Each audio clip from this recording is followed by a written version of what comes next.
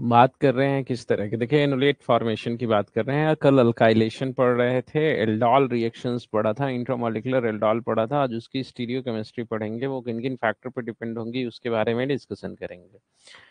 ठीक है, तो कल की थोड़ा सा कुछ चीज़ें जो थी वो बची हुई थी, उसको भी आज कंप्लीट कर लेते हैं। जैसे देखिए क्या है कि यहाँ पे हम अलग अलग बेस यूज़ कर रहे हैं। ठीक है, बेस यूज़ कर रहे हैं तो बेस के रिस्पेक्ट में जो यील्ड ऑफ प्रोडक्ट है वो क्या हो रही है, चेंज हो रही है। जैसे अगर आप देखोगे तो यहाँ पे जो एनोलेट आपका बन रहा है ये मेटल है, कोई क्या कर रहा है, ये मेटल रिप्रेजेंट कर रहा है। ठीक है, बेस का मेटल सेंटर होगा, लिथियम हो सकता है। देखिए यहाँ पे तो लिथियम रहेगा, यहाँ पे पोटेशियम, यहाँ पे भी लिथियम, यहाँ पोटेशियम, यहाँ लिथियम, यहाँ सोडियम और यहाँ potassium. These base are used to form the what, ये सारे बेस इस्तेमाल किए जा रहे हैं किसका फॉर्मेशन करने के लिए, एनालोइट का। ठीक है, क्लियर है, ध्यान देखिएगा।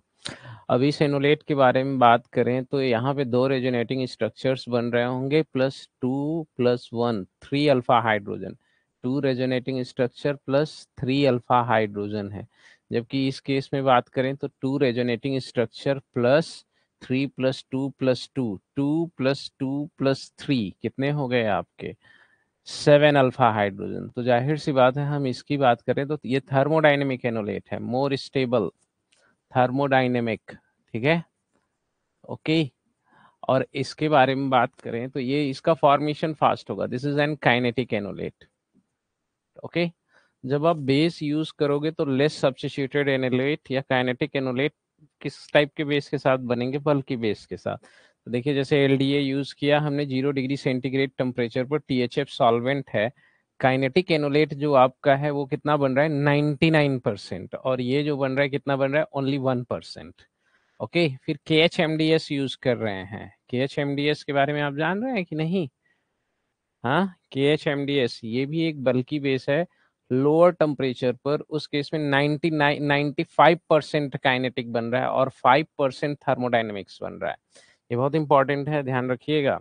फिर P S three C L I use कर रहे हैं। ठीक है, ये भी एक बल्कि एनुलेट है, -70 डिग्री से 78 डिग्री सेंटीग्रेड पे मैक्सिमम क्या बना रहा है आपका, काइनेटिक एनोलेट बना रहा है, 10% थर्मोडाइनमिक एनोलेट बना रहा है। ठीक है, लेकिन जब हम पोटेशियम मेटल यूज कर रहे हैं तो पोटेशियम मेटल के साथ थोड़ा सा चिलेशन बदल जाता है, इस वजह से इल्ड जो है वो थोड़ा सा थर्मोडाइनमिक एनोलेट की बढ़ गई। ठीक है, लेकिन काइनेटिक ही क्या है, मेजर है। जब यहाँ पे भी बात कर रहे हैं, ये हायर टेम्परेचर की बात कर रहे हैं, ध्यान दीजिएगा। जब यहाँ टेम्परेचर मेंशन नहीं है तो इसी बेस के साथ हायर टेम्परेचर पे जब आप देख रहे हो तो आपका मेजर एनोलेट कौन सा बन रहा है, मेजर एनोलेट थर्मोडाइनमिक एनोलेट बन रहा है। ये बहुत इंपॉर्टेंट चीज है, इसमें आपको कंफ्यूजन हो सकता है, तो ये आपको पता रहे कि ये लोअर टेम्परेचर पे काइनेटिक बनाएगा और हायर टेम्परेचर पे क्या बना रहा है, थर्मोडाइनमिक बना रहा है। ठीक है, NaH के बारे में बात करें तो NaH बहुत ही स्मॉल बेस है, hydride ion. Hydride ion definitely आपका मैक्सिमम क्या बना रहा होगा, थर्मोडाइनेमिक एनालेट, छोटा बेस है ना। उसके बाद इसके बारे में बात करें तो इस केस में भी वही चीज रहेगी, जब रूम टेम्परेचर पे ये रिएक्शन हो रही है, यहाँ टेम्परेचर मेंशन नहीं है तो RT है, इसका मतलब क्या, 25 डिग्री सेंटीग्रेड टेम्परेचर पर, और ये भी 25 डिग्री सेंटीग्रेड टेम्परेचर पे हो रहा है, तो थर्मोडाइनमिक एनोलेट बनेगा। आपने कल काइनेटिक एनोलेट और थर्मोडाइनमिक एनोलेट के लिए चीजें कुछ पढ़ी थी, कुछ आइडियाज आप लोगों को लगा हुआ था। आज हम लोग क्या कर रहे हैं, उसी के आगे चलेंगे। ठीक है, माहिर, आयशा एंड प्रियंका, क्लियर है।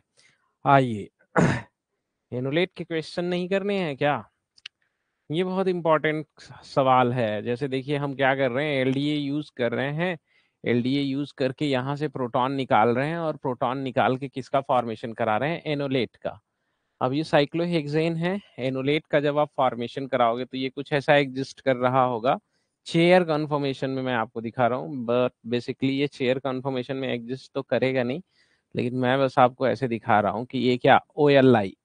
ठीक है, यहाँ पे टर्शियरी ब्यूटाइल ग्रुप है, क्लियर है, OLI, और यहाँ पे आपका क्या है, टर्शियरी ब्यूटाइल ग्रुप है। इलेक्ट्रोफाइल पे ये यहाँ से भी अटैक कर सकता है, ठीक है, बिलो द प्लेन भी अटैक कर सकता है, एज वेल एज आपका क्या, अबव द प्लेन भी अटैक कर सकता है।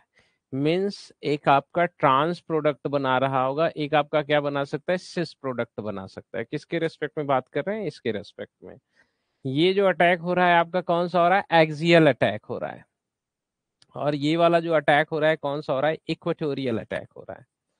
तो देखिए अगर आप लोगों को याद हो तो अच्छी बात है, याद ना हो तो भी अच्छी बात है कि किस तरह का अटैक मेजर होगा, एक्सियल अटैक मेजर होगा या इक्वेटोरियल अटैक मेजर होगा। ठीक है आइए इसकी ट्रांजिशन स्टेट को समझते हैं कि मतलब इसके पकड़ते हैं कि रिएक्शन प्रोसीड कैसे कर रही होगी। देखिए जब हम इसके बारे में बात करेंगे तो चेयर कन्फर्मेशन में तो एग्जिस्ट नहीं करेगा, हाफ चेयर में एग्जिस्ट करेगा। तो प्रीवियस वाले का हाफ चेयर बना लें तो इलेक्ट्रोफाइल ये आपका क्या कर रहा है, एक्सियली अटैक कर रहा है।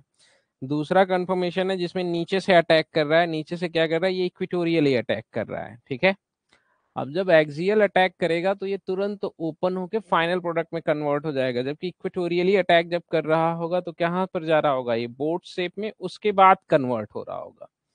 तो एक्सियल अटैक कराने के लिए जो एक्टिवेशन एनर्जी चाहिए वो कम चाहिए। ठीक है, ये प्रोसेस फास्ट होगी। इक्वेटोरियल अटैक कराने के लिए जो आपको एनर्जी चाहिए वो क्या चाहिए, ज्यादा चाहिए। तो ये प्रोसेस आपकी जनरली क्या होगी, स्लो होगी।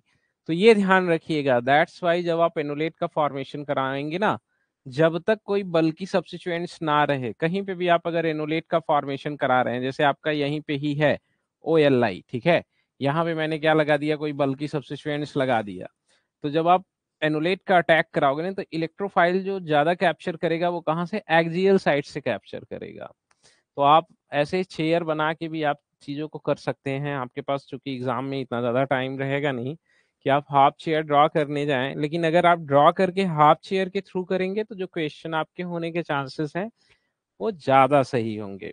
ठीक है, आइए इसी कॉन्सेप्ट पे कुछ क्वेश्चन करते हैं।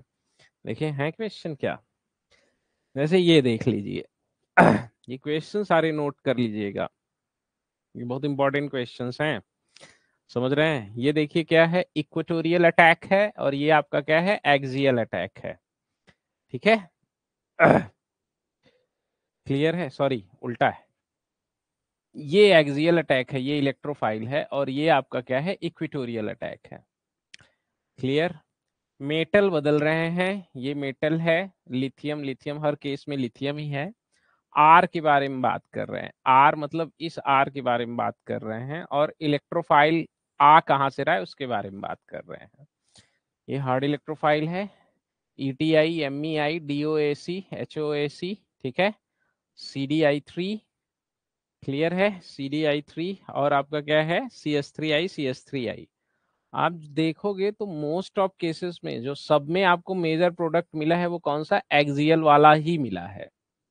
ठीक है, मतलब इस आर की साइज की ऊपर थोड़ा सा डिपेंड कर रहा है, जिसकी वजह से जो यील्ड ऑफ प्रोडक्ट है वो थोड़ा सा बदल रही है। जैसे जैसे आपका आर की साइज बढ़ रही है उसकी वजह से इक्वेटोरियल की यील्ड बढ़ती जा रही है, लेकिन फिर भी वो मेजर नहीं है। हर केसेस में आपका क्या है, एक्सियल अटैक के थ्रू जो प्रोडक्ट मिल रहा है वो मेजर प्रोडक्ट मिल रहा है।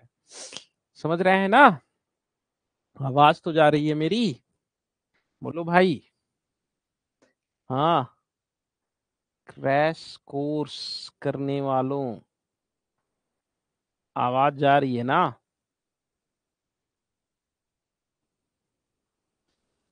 सही है।